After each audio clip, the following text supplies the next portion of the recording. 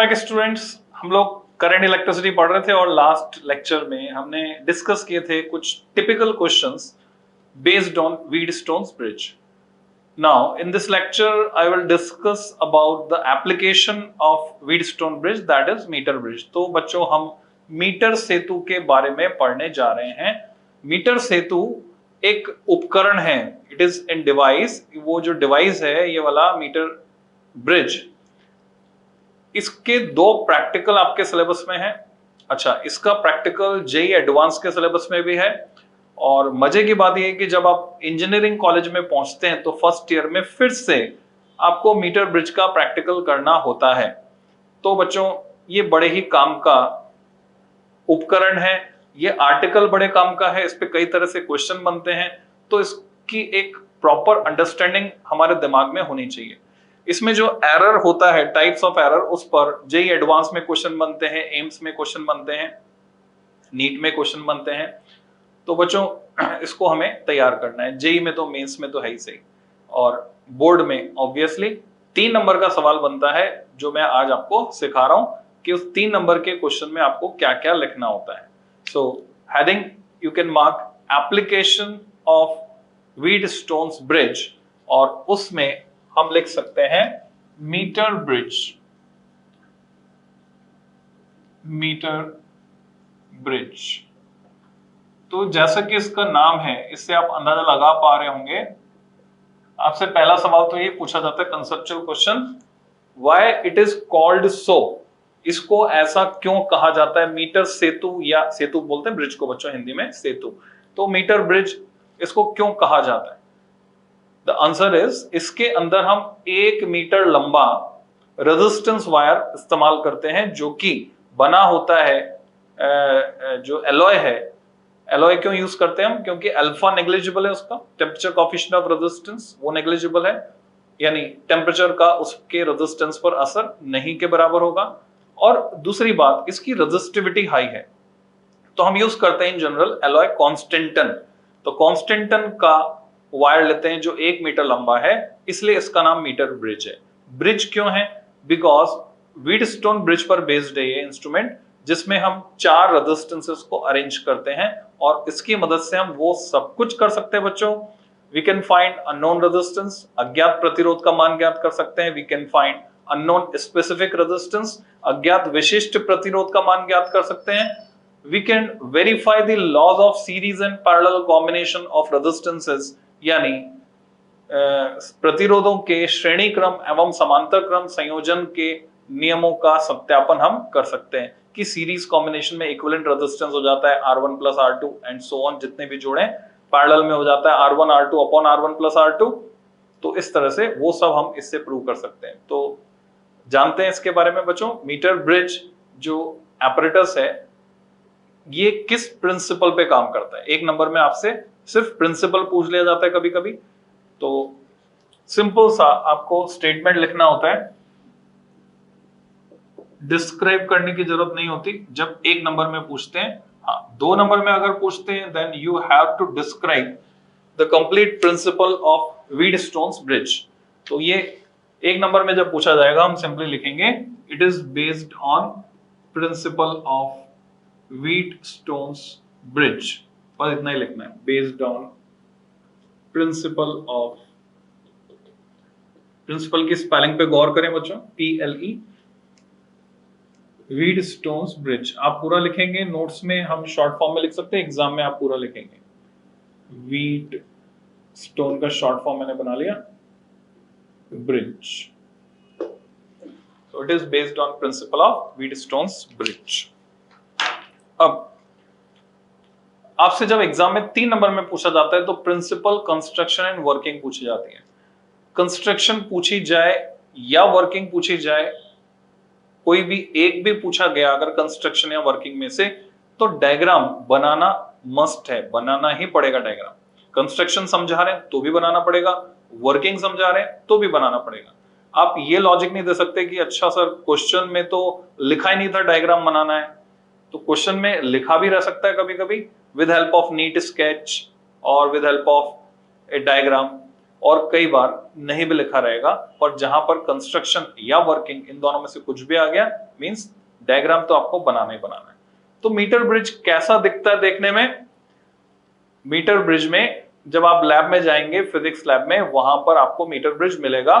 Metre bridge में लकड़ी का एक पट्टा होता है बच्चों, लकड़ी के इस पट्टे पर 1 मीटर लंबा तार खींचा होता है।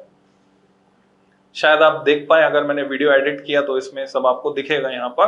तो 1 मीटर लंबा तार खींचा रहेगा मीटर ब्रिज में, और ऊपर मेटल के स्ट्रिप्स रहेंगी जिन पर निकल की कोटिंग होती है। स्ट्रिप्स या तो ब्रास की होती हैं या फिर कॉपर की होती हैं।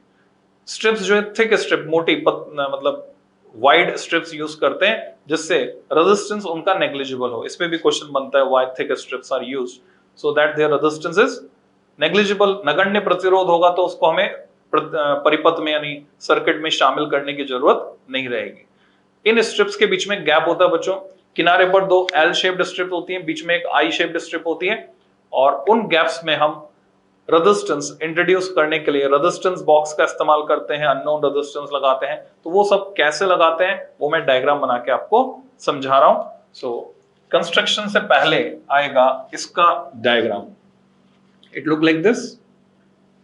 आपको लॉजिकल सीक्वेंस में ये डायग्राम प्रिपेयर करना है, ये आपको बनाना आना चाहिए। सबसे पहले हम बनाएंगे बीच में आई शेप्ड स्ट्रिप, किनारे पे हम बनाएंगे 2 एल शेप्ड स्ट्रिप, उल्टा एल है जैसा आप देख पा रहे हो। सिमेट्रिकल होगा ये दोनों साइड से, और ये पत्तियां स्क्रू की मदद से, और कई बार तो कील ठोक कर ही लगा देते हैं, लकड़ी के एक लंबे से फंटे पर या पट्टे पर, ऐसा कह सकते हो। एक वायर जो स्ट्रेच्ड रहेगा इन 2 टर्मिनल्स के बीच, उसकी लेंथ 1 मीटर होगी, और उस लेंथ को हम नाप सकते हैं, पढ़ सकते हैं, क्योंकि साथ में यहां पर एक लंबा वाला लकड़ी का स्केल, जिसको बोलेंगे मीटर स्केल, क्योंकि इसकी लंबाई 1 मीटर है, वो स्ट्रेच रहता है स्टार्टिंग फ्रॉम 0, इधर 100 कंप्लीट होगा, और रिवर्स डायरेक्शन में भी होता है स्टार्टिंग फ्रॉम 0, यानी बाय डायरेक्शनल स्केल होता है, जिसको हम बोलेंगे मीटर स्केल, और यहां पर 100 कंप्लीट होगा इस तरह से। तो 100 सेंटीमीटर, क्योंकि सेंटीमीटर में मार्किंग है, और टोटल लेंथ उसकी 1 मीटर है। बाकी जो कंपोनेंट से कैसे जुड़े हैं उनको समझने के लिए हमें मदद लेनी होगी व्हीटस्टोन ब्रिज की। तो आपको रट गया होगा, नहीं रटा है तो अब रट जाएगा। 4 पॉइंट बनाने हैं व्हीटस्टोन ब्रिज, जब भी बनाना है स्टैंडर्ड जो इसका है स्टैंडर्ड डायग्राम वो इस तरह का ABCD, हालांकि अलग अलग बुक्स में आपको अलग अलग तरह से मिल जाते हैं, पर याद रखने की दृष्टि से चीजें दिमाग में बनी रहे उसके लिए हम इसको स्टैंडर्डाइज कर देते हैं। तो ABCD ये 4 पॉइंट बनाए, फिर रेजिस्टेंसेस लगाएंगे, AB के बीच लगेगा P, BC के बीच Q, AD के बीच R, और अननोन रेजिस्टेंस S वो लगता है अननोन आर्म CD के बीच। तो AB और BC को बोलते हैं रेशियो आर्म्स, क्योंकि P/Q हमें पता होता है। AD को बोलते हैं नॉन आर्म, इसमें रेजिस्टेंस हम खुद अपनी मर्जी से इंट्रोड्यूस करते हैं। S को बोलते हैं अननोन, CD को बोलते हैं अननोन आर्म जिसमें S लगा है। एक की मदद से गैल्वेनोमीटर लगाते हैं across one of the diagonal, और दूसरे डायगोनल के अक्रॉस हम जोड़ देते हैं बैटरी यूजिंग की के। ये सेल जोड़ दिया मैंने, V वोल्ट मान लेता हूं मैं, नहीं भी लिखूंगा तो चलेगा। बजट है तो की लगा दो, नहीं तो डायरेक्ट जोड़ दो बच्चों, ये लग गई की।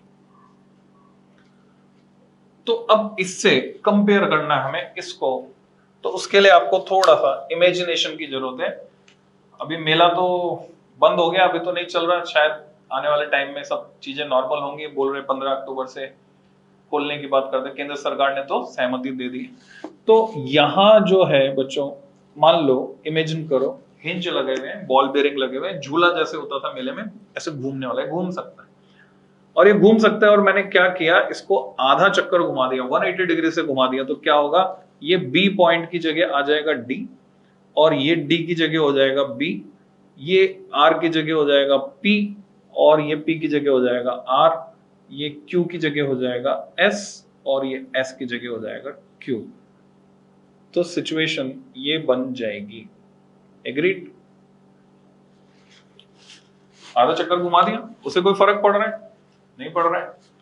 अब मैं अगर कंपेयर करता हूं तो मैं एग्जैक्टली मैच करा सकता हूं इस मीटर ब्रिज से।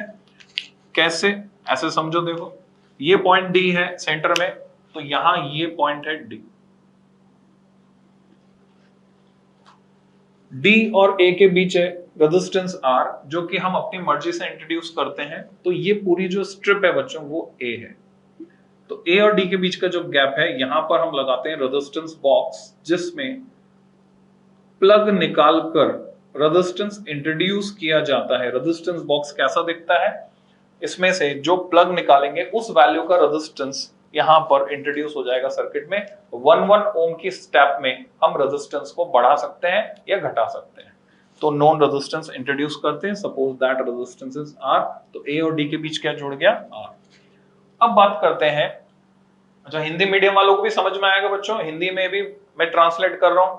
अंग्रेजी और हिंदी दोनों सीखना है, हिंदी वालों को अंग्रेजी भी सीखनी है, अंग्रेजी वालों को हिंदी भी सीखनी है।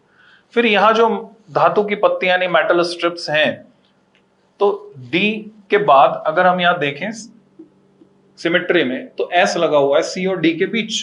इट मींस इसका मतलब यह है कि ये पूरी मेटल की स्ट्रिप धातु की पत्ती है सी, पॉइंट सी बना रही है, और सी और डी के बीच में हम क्या लगाएंगे?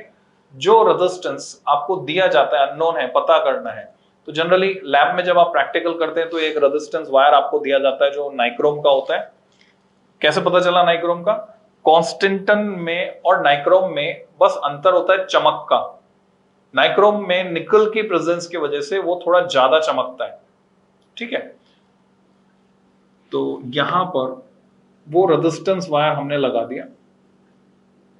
कनेक्शन बनाते वक्त ध्यान रखना होता है, हुक बनाकर हम कनेक्शन बनाते हैं, वो मैं आगे सिखाऊंगा आपको, समझाऊंगा सारी डिटेल।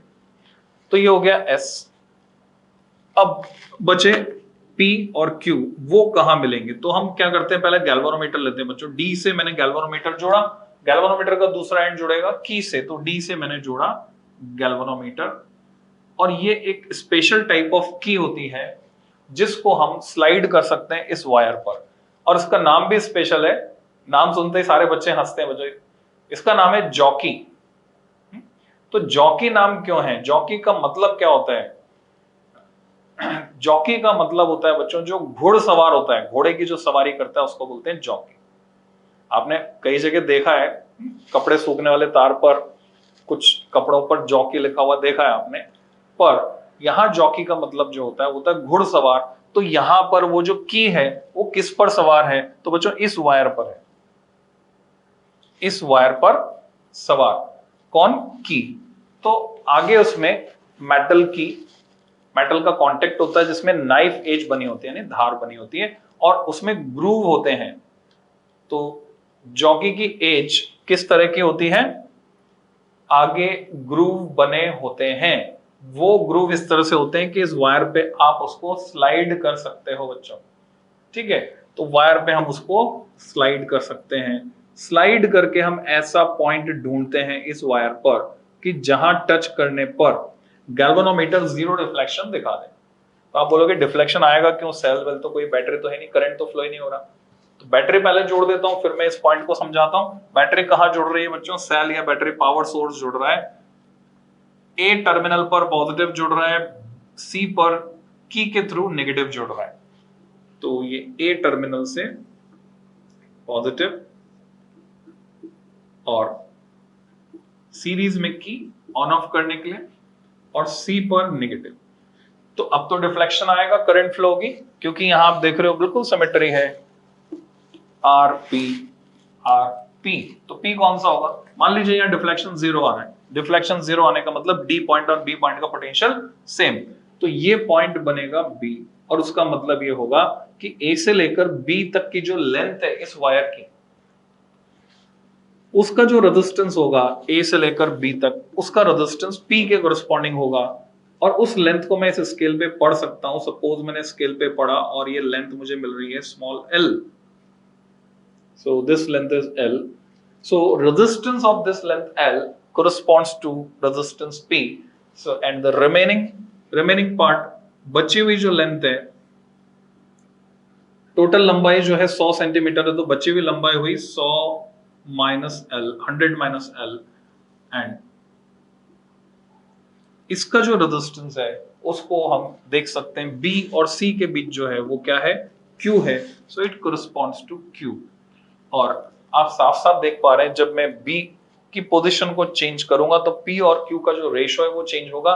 ये वायर यूनिफॉर्म क्रॉस सेक्शन का बना हुआ है। हम जानते हैं रेजिस्टेंस का फॉर्मूला क्या होता है, रेजिस्टेंस होता है रॉ L बाय A। अब क्रॉस सेक्शन यूनिफॉर्म है यानी क्रॉस सेक्शन हमने फिक्स कर दिया, रेजिस्टिविटी मटेरियल फिक्स है, तो ये दोनों क्वांटिटीज तो फिक्स है, तो R किसके प्रोपोर्शनल है, लेंथ के।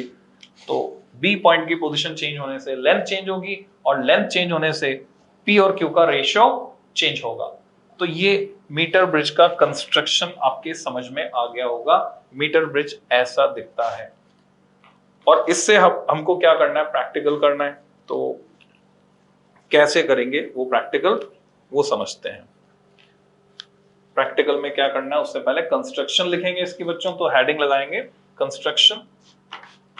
कंस्ट्रक्शन में आपको जो डिटेल लिखनी होती है मैं डिक्टेट कर रहा हूं, आप लिखिए। It consist of 3 metallic strips. It consists of 3 metallic strips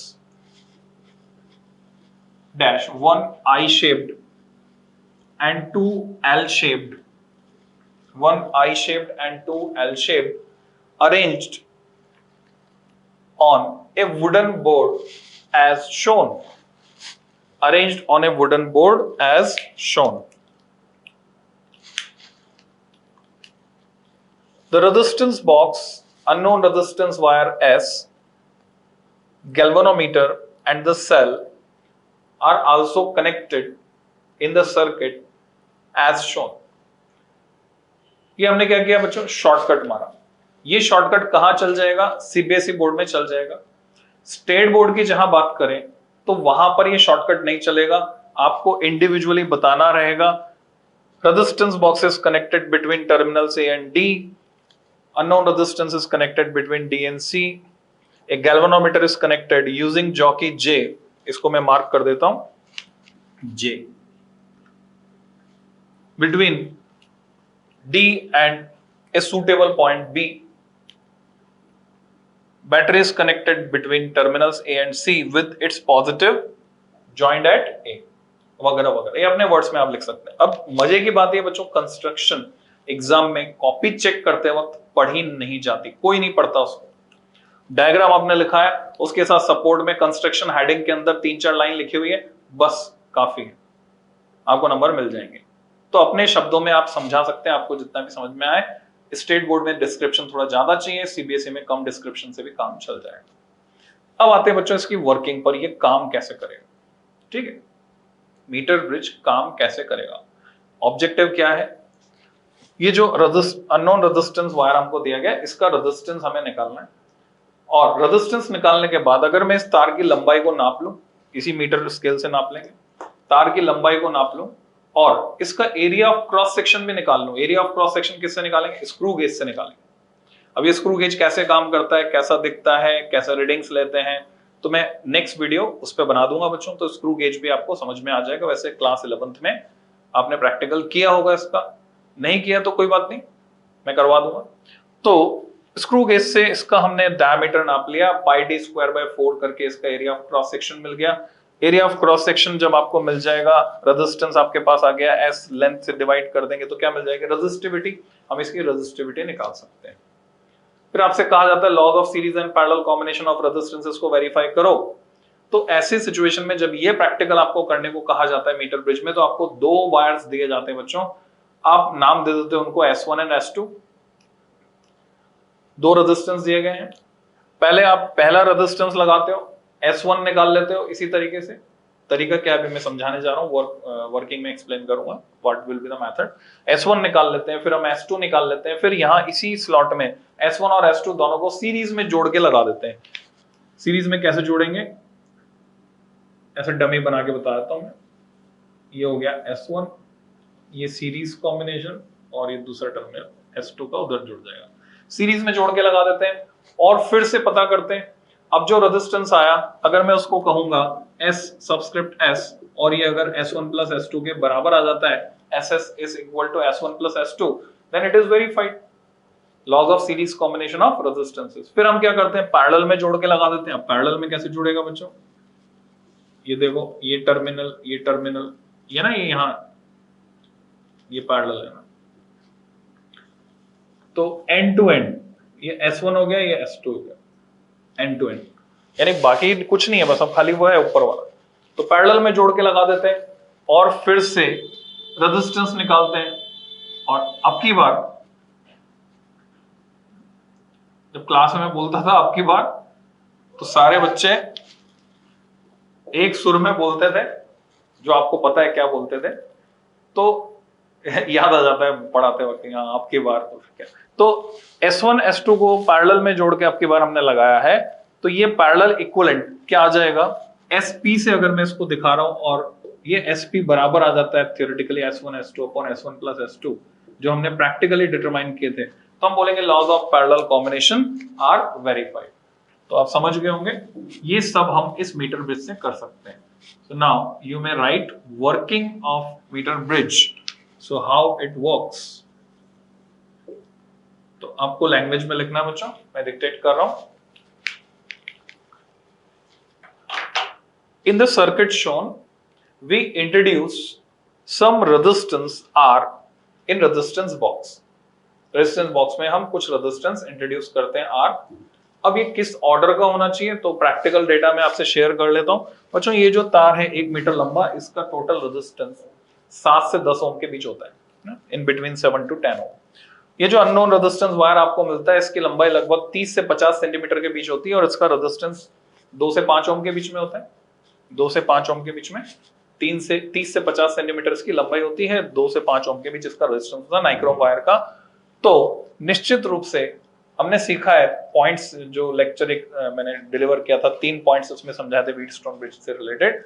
हम क्या चाहते हैं कि S की वैल्यू एग्जैक्ट नापें, एक्यूरेसी के साथ नापें, और accuracy is associated with sensitivity. हम चाहते हैं ये इंस्ट्रूमेंट सेंसिटिवली मेजर करे, और सेंसिटिविटी के साथ मेजर करने के लिए जरूरी है कि चारों रेजिस्टेंस सेम ऑर्डर के हों। सेम ऑर्डर के होने का मतलब है चारों ही ओम में हो, या चारों ही किलो ओम में, या चारों ही मेगा ओम में। तो हमें पता है ये 7 से 10 ओम है, ये 2 से 5 ओम है, तो ये रेजिस्टेंस भी कितना होना चाहिए, वही 2 से 5 ओम के बीच। 1 ओम हम नहीं लेते। 1 ओम क्यों नहीं लेते, क्योंकि उस केस में जो कनेक्टिंग वायर्स है जिनका रेजिस्टेंस हमने नेग्लेक्ट किया हुआ है, हालांकि मेटल की स्ट्रिप्स लिए मोटी, उनका रेजिस्टेंस तो नेग्लिजिबल है, पर फिर भी ये जो गैल्वेनोमीटर को जोड़ा है, सेल को जोड़ा है, इसमें तो संयोजी तार काम में आ रहा है, कनेक्टिंग वायर काम में आ रहा है, और उसका रेजिस्टेंस नेग्लिजिबल नहीं होगा अगर हम 1 ओम से भी छोटा नापने की कोशिश करें। तो ये उसकी लिमिटेशन है। स्मॉल रेजिस्टेंस मेजरमेंट के लिए ये विधि, ये मेथड उपयुक्त नहीं है। It is not suitable for measurement of small resistances. पर हम नापना चाहते हैं 2 से 5 ओम, देन इट इज ओके। तो यहां पर भी क्या इंट्रोड्यूस करेंगे, 2 से 5 ओम। तो 2 ओम रेजिस्टेंस मैंने निकाला। 2 ओम रेजिस्टेंस निकालने के बाद मैं जॉकी को टच करता हूं ए पर टच करके मैं डिफ्लेक्शन देखता हूं। तो डिफ्लेक्शन किधर आएगा, आप समझ सकते हो, यहां से करंट जा रही है, यहां पे रेजिस्टेंस है, डी पॉइंट हायर पोटेंशियल पे होगा, या बी जो ए से मिल गया वो हायर पोटेंशियल पे होगा। यानी करंट ऐसे फ्लो होगी या ऐसे फ्लो होगी, उस पर डिपेंड करेगा। तो डिफ्लेक्शन आएगा एक साइड गैल्वेनोमीटर में, और जब मैं टच करूंगा सी पर, तो अभी ये पूरा वायर आ गया रेजिस्टेंस का, ये एक रेजिस्टेंस छोटा एक बड़ा। तो करंट किस तरह से फ्लो होगी सर्किट में, तो करंट जस्ट अपोजिट डायरेक्शन में, तो डिफ्लेक्शन अपोजिट हो जाएगा। अरे ऐसा होना जरूरी है, एक्सपेरिमेंट, तभी सक्सेसफुली हम परफॉर्म कर सकते हैं। तो ए पर डिफ्लेक्शन एक साइड में, सी पर डिफ्लेक्शन दूसरी साइड में। व्हाट डज इट मीन, इसका सीधा सीधा मतलब है कि ए और सी के बीच कोई ना कोई पॉइंट ऐसा जरूर मिलने वाला है बच्चों, जिस पर ये डिफ्लेक्शन 0 हो जाएगा। हमें वही तो ढूंढना है। तो हम ए और सी के बीच इसको, जॉकी को धीरे धीरे स्लाइड कर सकते हैं। इसको बच्चों स्लाइड वायर ब्रिज भी बोलते हैं। कई बार क्वेश्चन में मीटर ब्रिज के नाम से ना पूछकर वो पूछ लेते हैं स्लाइड वायर ब्रिज, इस नाम से पूछ लेते हैं क्वेश्चन। तो आपको समझना है कि मीटर ब्रिज की बात चल रही है। क्यों बोलते हैं स्लाइड वायर ब्रिज, वो जो जॉकी है ना, उसमें जो ग्रूव है, तो वो ग्रूव इस तार पे स्लाइड कर सकते हैं। पर ध्यान रखना है, प्रैक्टिकल की बुक में भी लिखा रहता है प्रिकॉशन में, गड़ाकर दबाकर स्लाइड नहीं करनी, उससे वायर का क्रॉस, वायर घिस जाएगा, वायर का क्रॉस सेक्शन चेंज हो जाएगा, उससे एरर इंट्रोड्यूस होगा। तो आपको हल्के हाथ से स्लाइड करना है। अब इस पे स्लाइड करते हुए जाएं, आप देखेंगे गैल्वेनोमीटर की निडल भी मूव करेगी साथ में। जैसे ही वो 0 पर आई, सेंटर में, बस वहीं रुक जाना है आपको, वही पॉइंट बी है, वही पॉइंट बी। अब यहाँ ए से लेकर बी तक की लेंथ को नाप लेना है आपको। तो वर्किंग हम लिख रहे थे, मैंने आपको बीच में समझा, एक्सप्लेन किया। वर्किंग की लैंग्वेज कंप्लीट करते हैं। We introduce some resistance R in resistance box and find a balance point B. देखिए बी से balance point B on wire AC such that balance point B on wire AC such that when jockey J is made to touch at B, आप video pause कर सकते हैं, मैं तो fast बोल देता हूं, नहीं तो अननेसेसरी वीडियो की लेंथ बढ़ेगी और डेटा ज्यादा लगेगा। So we find a balance point B such that when jockey J is made to touch at B, the galvanometer shows zero deflection. In this case, the bridge is said to be balanced, and thus we may write P upon Q equal to R upon S, or S equal to Q by P into R.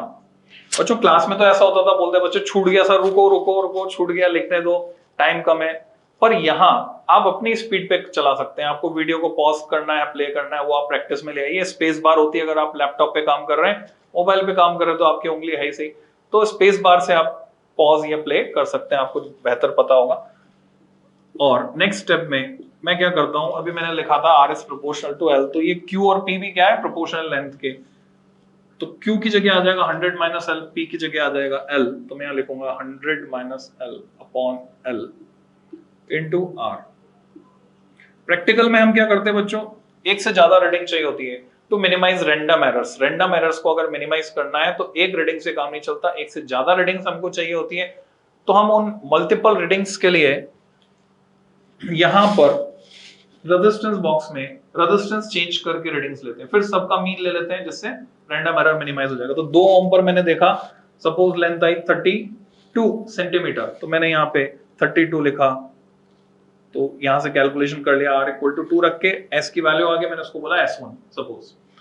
फिर मैंने क्या किया, 3 ओम किया, 3 ओम पर किया तो 32 से आगे आएगी, मान लो अभी आगे 40 पर, तो मैंने लिखा 40 यहाँ पर, फिर कैलकुलेशन की, S2 की वैल्यू आई। फिर मैंने रखा 4 ओम रखा, तो मैंने देखा कि 50 आ गया, तो मैंने 50 से कैलकुलेशन की, 50 आ गया, तो आप देख रहे हो 100 माइनस 50 ये तो कट ही जाएगा, नहीं, S सीधे R के बराबर हो जाएगा। और जैसे मैं यहाँ पे उससे ज्यादा बढ़ता हूँ, यानी 6 ओम रखता हूँ या 5 ओम रखता हूँ, 5 ओम रखता हूँ, तो अभी 50 से ऊपर चले गए, अभी आ गया 55। ये 4 वैल्यूज आई, और 4 वैल्यूज से जो S1, S2, S3, S4 आया, उसको हम टेबुलेट कर लेते हैं टेबल की फॉर्म में, और मीन निकाल लेते हैं उसका, और उसको मानते हैं S, अननोन रेजिस्टेंस S। पर आप देखेंगे कि अगर मल्टीमीटर लेकर, मल्टीमीटर याद आ रहा होगा आपको, मैंने एक लेक्चर में दिखाया था बच्चों, इसका यूज भी बताया था, मल्टीमीटर, इससे लेकर मल्टीमीटर से मैं डायरेक्टली नाप सकता हूं इसका रेजिस्टेंस, तो इसकी रेजिस्टेंस की वैल्यू मुझे पता चल जाएगी। तो आप देखेंगे कि जो 50 के जितना पास रीडिंग मिलेगी, यानी जो यहाँ पे जो L की रीडिंग 50 सेंटीमीटर के जितना पास होगी, यानी P और Q जब बराबर या लगभग बराबर हो जाएंगे तो आइडियल सिचुएशन है, आदर्श स्थिति, यानी 50 सेंटीमीटर पर 50 के जितना पास होगी रीडिंग, तो S की जो वैल्यू हम निकालेंगे उस कैलकुलेशन से, वो एक्चुअल वैल्यू के बहुत पास होगी। मींस जैसे जैसे रीडिंग 50 सेंटर पॉइंट की तरफ बढ़ती है, वैसे वैसे S के डिटर्मिनेशन में, अज्ञात प्रतिरोध के निर्धारण में, S के डिटर्मिनेशन में, in determination of S accuracy increases, शुद्धता का मान बढ़ जाता है उसके निर्धारण। तो अधिक शुद्ध मान, यानी मोर एक्यूरेट वैल्यू हमको S की मिलती है बच्चों।